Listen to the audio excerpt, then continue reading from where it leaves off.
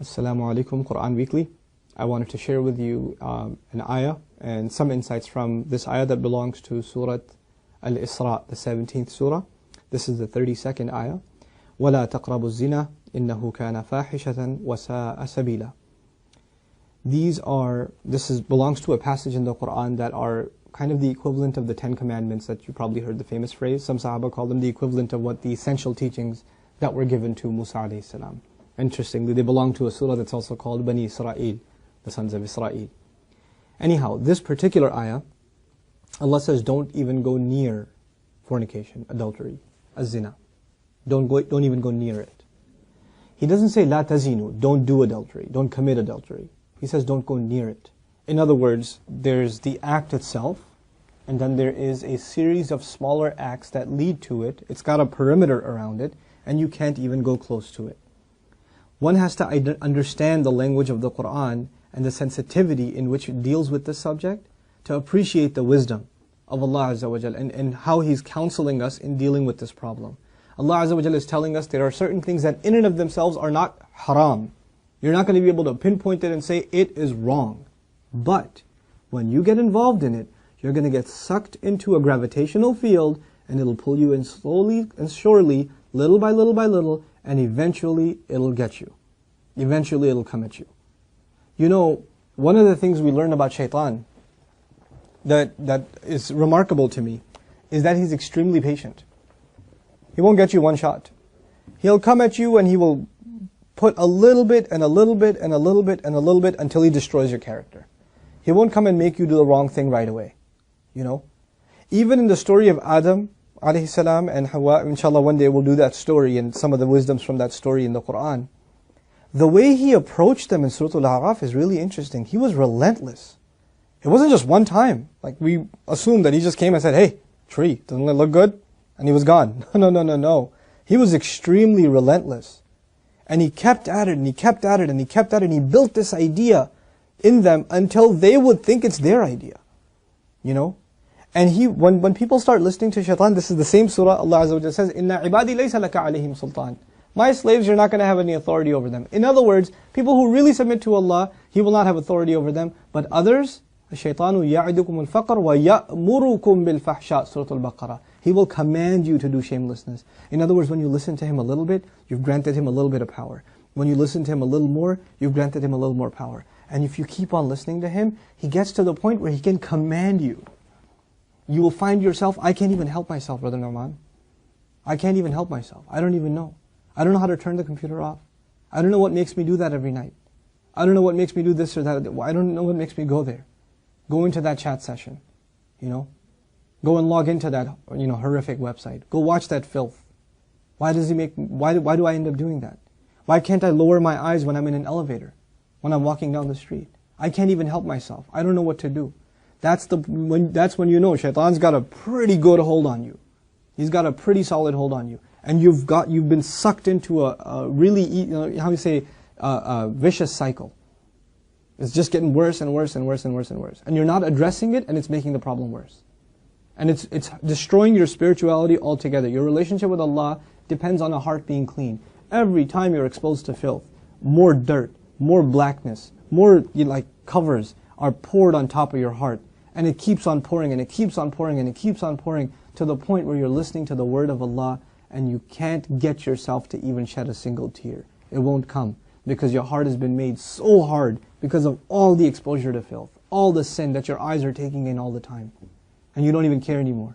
You know, a good heart, when it sees something inappropriate that doesn't coincide with the commandments of Allah, it is disturbed. It's not attracted, it's disturbed. It says, no, that's wrong. Immediately the conscience kicks in, the alarm goes off. But when you're at the point, when you're by yourself, and you feel no guilt doing it, you just don't feel anything. You don't feel that it's wrong. The only thing before you stare at a sister, you look around like, is anybody else watching? And then you take a good look. That means the fear of Allah is completely gone. The only fear you have is that of the seen. There is no more fear of the unseen. What a horrible spiritual state to be in. Allah says, يَعْلَمُ خَائِنَةَ الْأَعْيُنِ وَمَا تُخْفِي الصُّدُورِ. He knows the stealing of the eyes, that little glance you caught. He knows that one, that little glance you took. What to speak of the stare. And He knows what the chests are hiding. You know why I brought up this particular ayah? Don't even go near zina. إِنَّهُ كَانَ فَاحِشَةً. It has always been considered a lewd, shameless, vulgar act. وَسَاءَ سَبِيلًا. And a horrible path. Allah describes it as a path. A horrible path. In other words, a path has steps. Right? A path is made up of steps. You have to identify which step you're in. What makes you get into this? You know, and for each of you, there's a process, there's a cycle. You're in a room by yourself. You know, you're after school. You've got a couple of hours before your parents get home. You know, you're among a bunch of friends that don't have any standards. You have to identify what leads you to this sin every time, and you have to cut it in its tracks. You have to stop going down that path. وَسَاءَ سَبِيلًا. What's amazing to me about this ayah, where it's situated. Right after this ayah, Allah says, don't murder people. وَلَا تَقْتُلُوا النَّفْسَ الَّتِي حَرَّمَ اللَّهُ إِلَّا بِالْحَقِّ.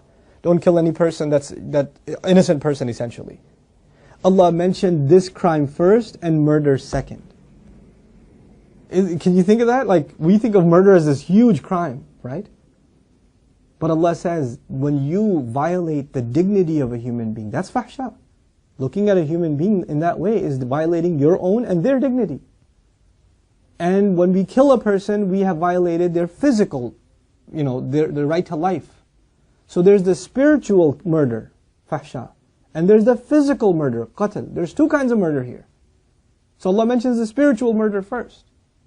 Our standards have gone so low. A movie comes out, you see a couple of trailers, you tell yourself, there's just one bad scene in it, it's okay. It's PG-13, it's not R. What used to be R 10 years ago is now PG-13. What used to be PG-13 is now PG. They put filthy scenes in everything now. And we don't even care about the spiritual price we're paying. It's affecting our prayer, it's affecting our dua, it's affecting our character. It's affecting our family life. It is. And we don't care. We just think, hey, that's life, bro, come on, live in the times. It's alright. That's just what it is now. What can you do? So many of you don't care what kinds of pictures you put up of yourselves on your Facebook pages. You know, I stopped going on Facebook for a reason. I don't say that Facebook is haram or whatever, but for me personally, I couldn't do it anymore. I just couldn't do it. You know, I stay in, you know, we'll put something up on our Bayina thing, like an announcement or this or that. But for socializing, just the things I saw were so disappointing. Like, how can you do that? You're Muslims. How can you post pictures like that? You know, have dignity for yourself. Have dignity for your family. Guard your gaze. You know, start with your eyes. The zina of the eyes, and everything else goes from there. Everything else goes from there. Inshallah ta'ala, I want to talk to you about this subject at length and do little small snippets and maybe portions from the Quran that deal with this subject. But the last thing I'll tell you today, inshallah ta'ala at least, is something about the word fahisha, which I'm translating as shamelessness or lewdness or vulgarity. The Arabic language has roots that are close to each other. Wahish and fahish. Wahish actually means wild animal. Fahish means someone who acts like a wild animal. Shamelessness is described as behavior close to animal behavior. Allah has dignified us as human beings. The punishment of Adam alayhi salam was his clothes were removed. Our mothers and our fathers' clothes were removed. That was a punishment from Allah. And immediately they recognized that they need to cover themselves. They didn't learn to cover themselves from a society. It wasn't society that taught them to be shameless. You know, nowadays your anthropology professor told you, it's society that makes us dress in clothes. You know, it's a sociological thing. We learn to dress and cover ourselves over history, but naturally we're just supposed to be the way we are, like all other animals. Adam alayhi salam didn't learn anything from any society. He was given a consciousness, and the moment his clothes were removed, he's trying to cover himself. Our mother's trying to cover herself. We are supposed to be a people that guard ourselves with covering, and we dignify others by not looking at them. Even if they don't have dignity for themselves, we should have dignity for them and not look. Because they are in the end a creation of Allah. Even if they're a disappointing creation of Allah. They are a creation of Allah. And we have more respect for ourselves and for humanity in general to not look at it as animals look at other animals. May Allah Azza wa Jal make us spiritually healthy and alleviate us from this growing and ever increasing spiritual problem, and that is of not being able to lower our eyes. And may Allah not allow us to be in company and in situations and involved in activities that lead us more and more towards this horrible, horrible path. May Allah Azza wa Jal clean our way or ease our way to a purer and healthier spiritual life. Barakallahu li wa lakum. Wassalamu alaikum, Quran Weekly. Assalamu alaikum, Quran Weekly. The Prophet ﷺ told us, "Ad-dallu ala al-khayr kafa'ilihi." The one who points to something good gets the same reward as the one who did the good itself. Do me a favor and do all of yourselves a favor and share in the goodness if you benefited from these talks and these videos. Make it a point to share them with friends and family and get the word out. This is such an awesome project. I really, really appreciate the effort Quran Weekly folks have made. And I pray that Allah blesses them even more and brings even more and more good from them. These kinds of efforts, Allah tells us whoever doesn't thank the people hasn't thanked Allah. The hadith of the Prophet ﷺ teaches us that. So we should do that. We should appreciate the effort that's being made here. And the best way to appreciate their effort is to help them get more reward and get yourself more reward at the same time by spreading the word, inshallah ta'ala. Thank you again. Wassalamu alaikum.